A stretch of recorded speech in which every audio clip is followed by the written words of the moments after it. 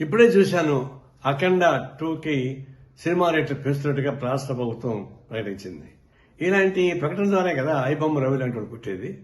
మీరు కోట్ల రూపాయలు ఖర్చు పెట్టి సినిమాలు తీసేసేవాళ్ళు ఆ డబ్బులు మొత్తం ప్రజల మీద భారం వేయాలని ప్రయత్నిస్తుంటే ఇది ఎవరికి న్యాయం? కాబట్టి ఇంకా ఈ విలువైన కాస్ట్లీగా ఉన్న సినిమాను చూడడానికి ఇష్టమైన ప్రజానీకం ఐబొమ్మ రవి లాంటి వాళ్ళు చేసిన సినిమాలు చూస్తున్నారు.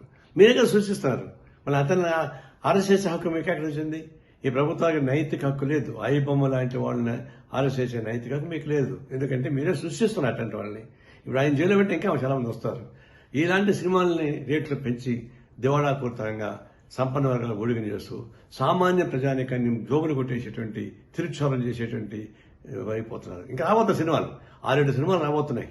అవిటికన్నీ పెంచుతారు ఇంకా అంటే అట్లా పెంచుకుని పోయి ప్రజలను భారం వేస్తుంటే ఇట్లాంటి ఐబొమ్మ రవి లాంటి వాళ్ళు చాలా మంది పుడతారు. వాళ్ళు రావడం మీ చేత కాదు. ఇది స్వయంకృత అపరాధం.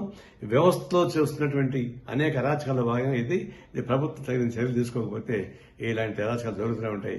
తక్షణం ఈ సినిమాలు ఆ పద్ధతి ప్రజలకు దూరం చేయబాగండి. ప్రజలు సినిమా థియేటర్లకి ప్రజలకు దూరం పెంచేస్తున్నారు. సినిమా థియేటర్లో 100 రోజులు 50 రోజులు ఆడుతూ ఉంటే జనం చూస్తారు సామాన్య ప్రజానీకం. మీరు 3 రోజులు మొత్తం డబ్బులు వాడుకున్న తర్వాత అది ఎవరు చూస్తారు? అంటే సినిమా థియేటర్లకి ప్రజానీకానికి దూరం చేస్తున్నారు. కళామతలకి ప్రజలకు దూరం చేస్తున్నారు. ఇది అత్యంత ప్రమాదకరమైన ధోరణి. ఇలాంటి విలాసవంతమైన సినిమాలు తీసి వాళ్ళు నష్టం అవుతున్న భయంతో ప్రజల మీద భారం వేస్తే ఇది ప్రజలు ఊరికే ప్రసక్తి లేదు. మేము తీవ్రంగా ఖండిస్తున్నాం.